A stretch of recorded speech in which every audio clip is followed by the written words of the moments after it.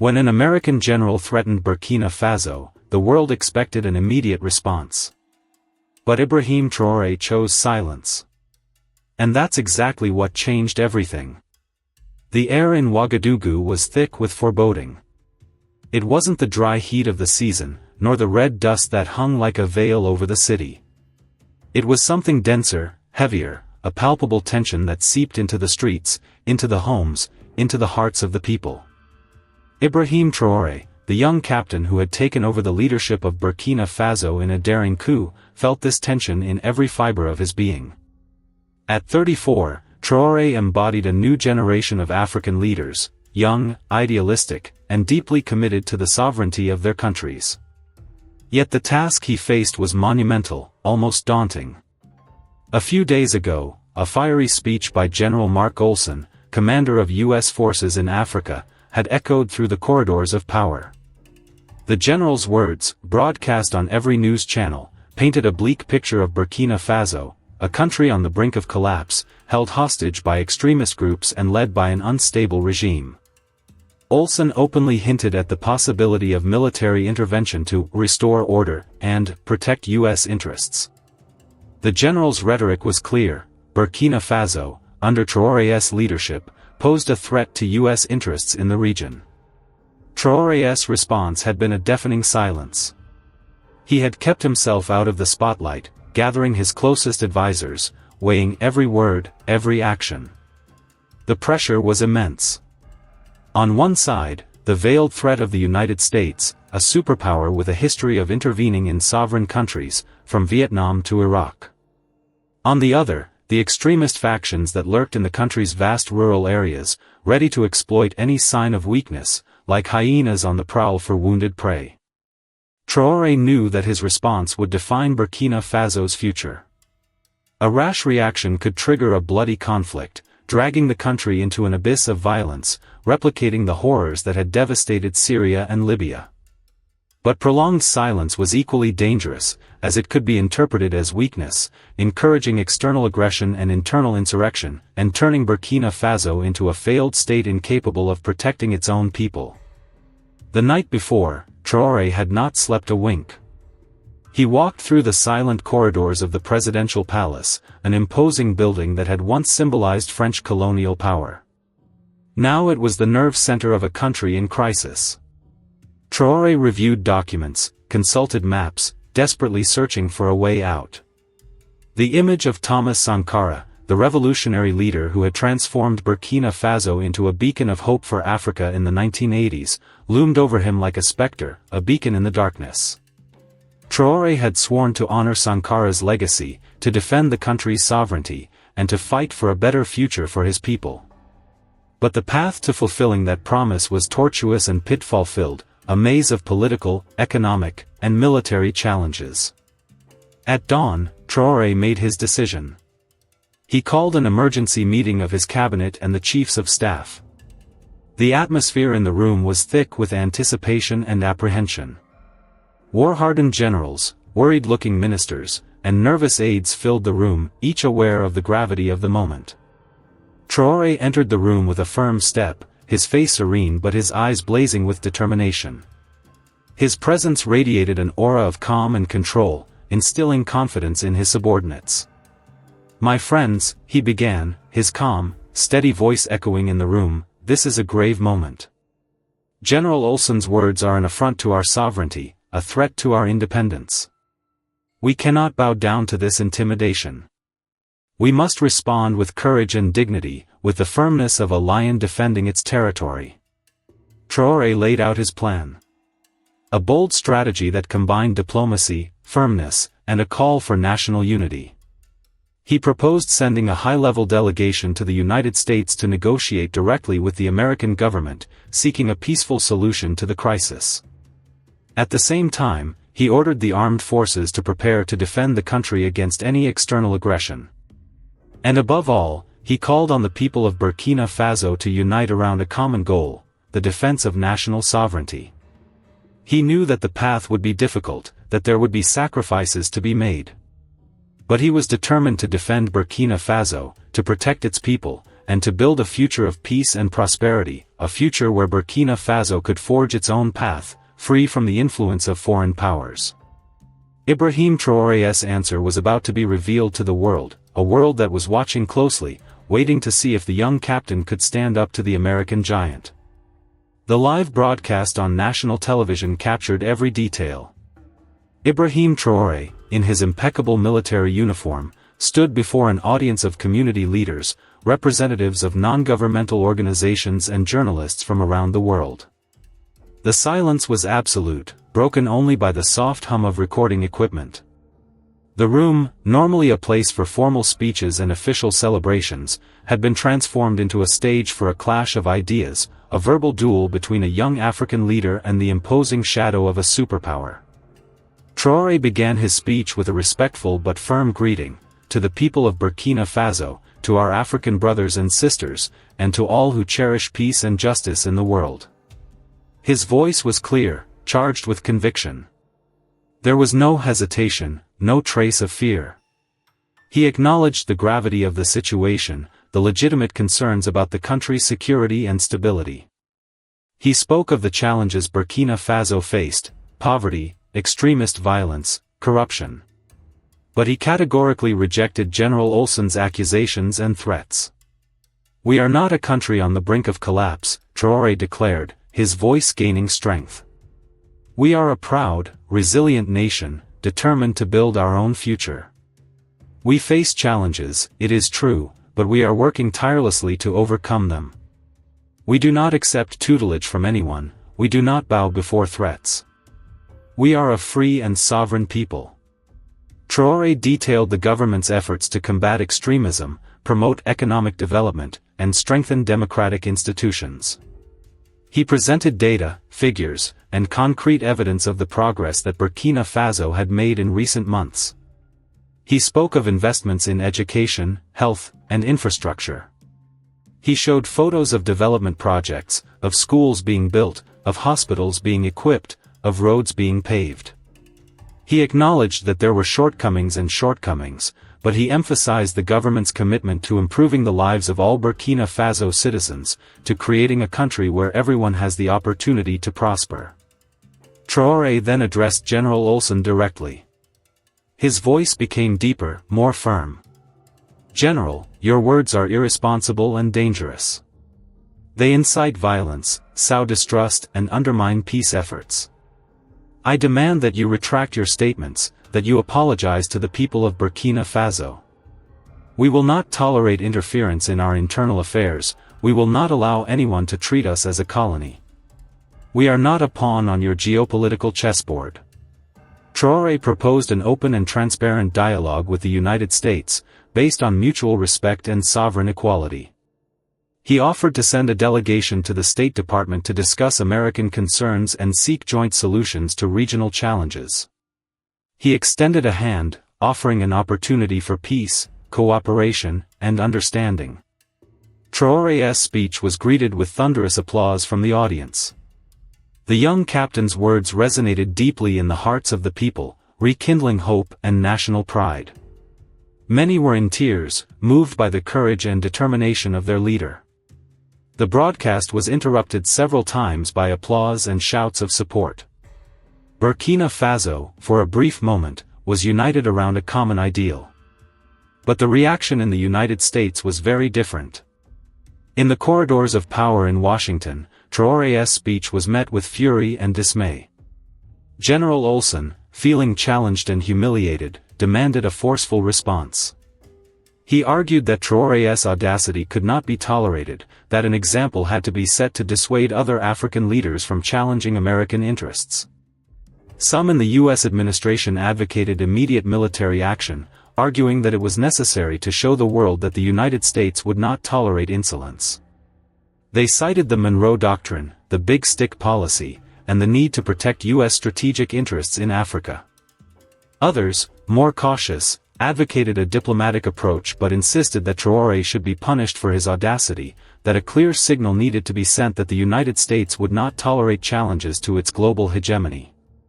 While American politicians and generals debated what to do, the American media launched a relentless campaign against Traoré, portraying him as an authoritarian dictator, a puppet of foreign powers, and a threat to regional security. Old photos were unearthed, quotes were taken out of context, rumors were spread. The American propaganda machine was in full swing, working to demonize Traoré and justify possible military intervention. The hashtag Traoré must go went viral on social media, fueling hate and misinformation. Fake profiles were created, fake news was spread, bots were programmed to amplify the message that Traoré was a tyrant who needed to be deposed. The information war was in full swing, and Burkina Faso was at the epicenter of the storm.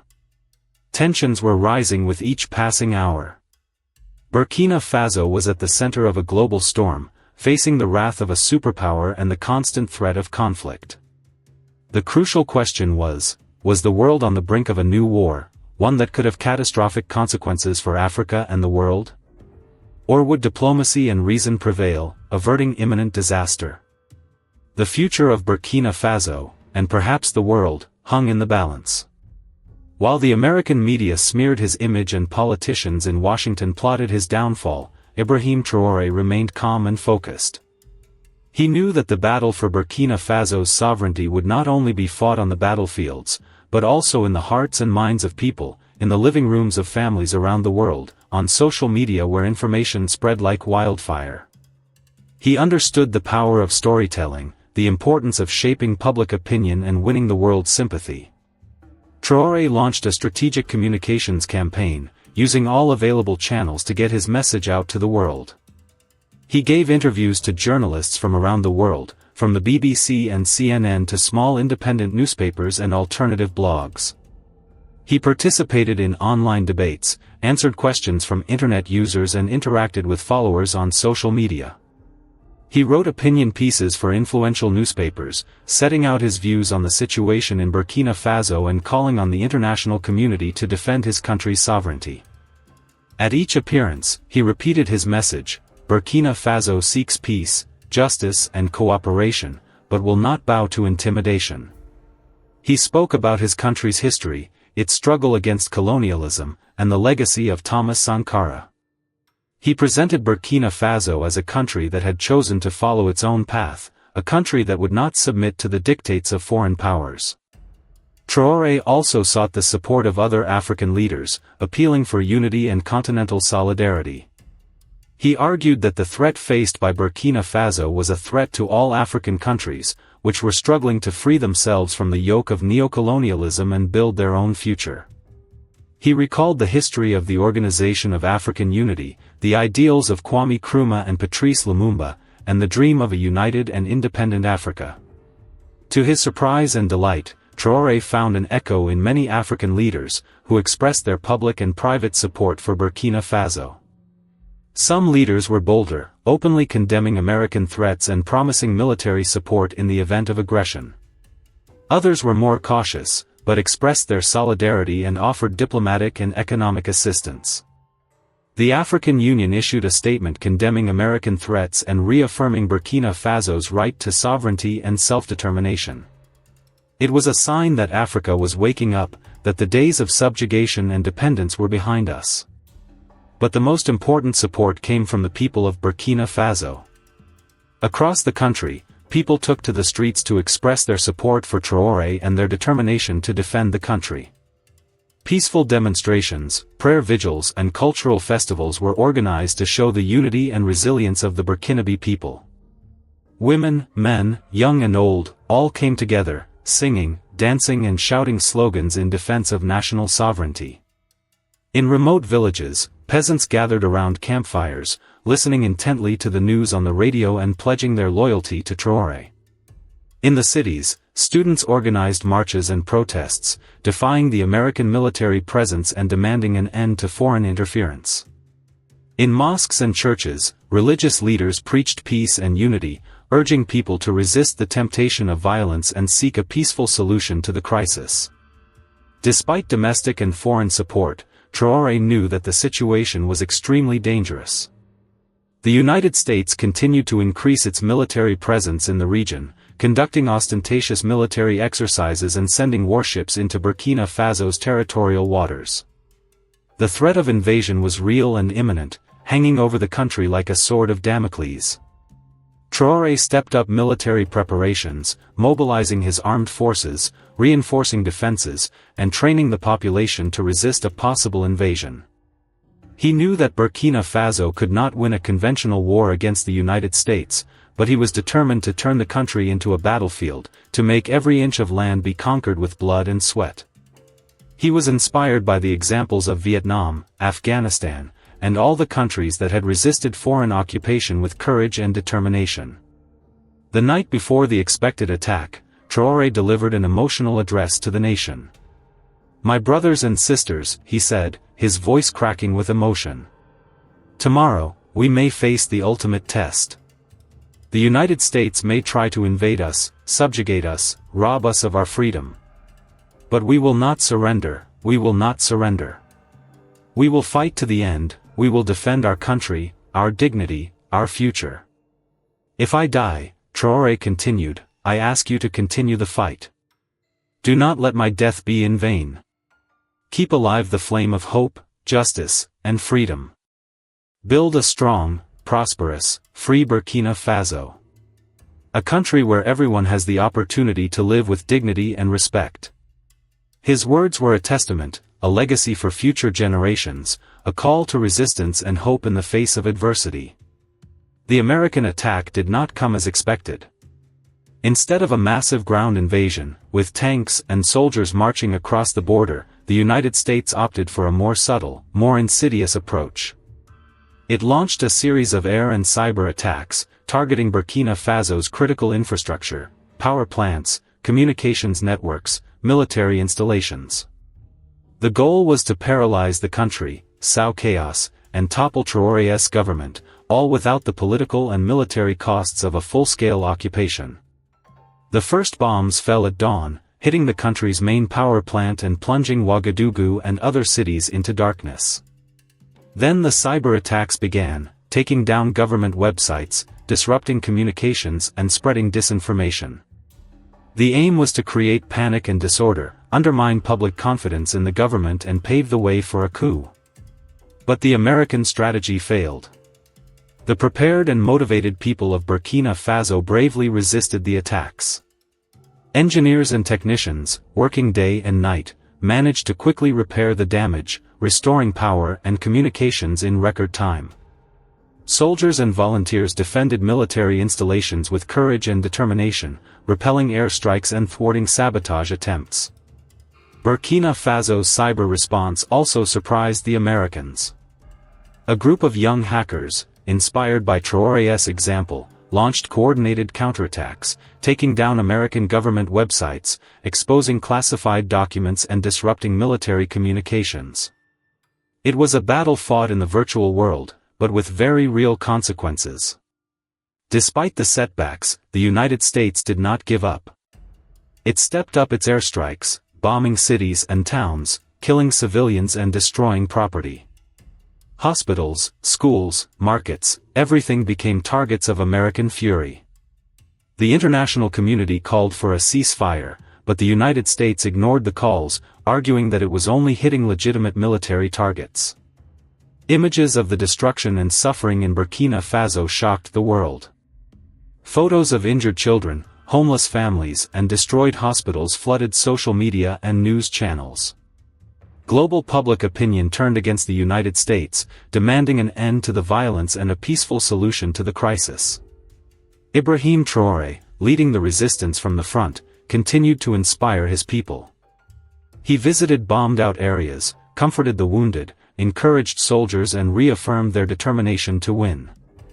His courage and leadership galvanized the nation, transforming Burkina Faso into a symbol of resistance against oppression, a beacon of hope for the oppressed around the world.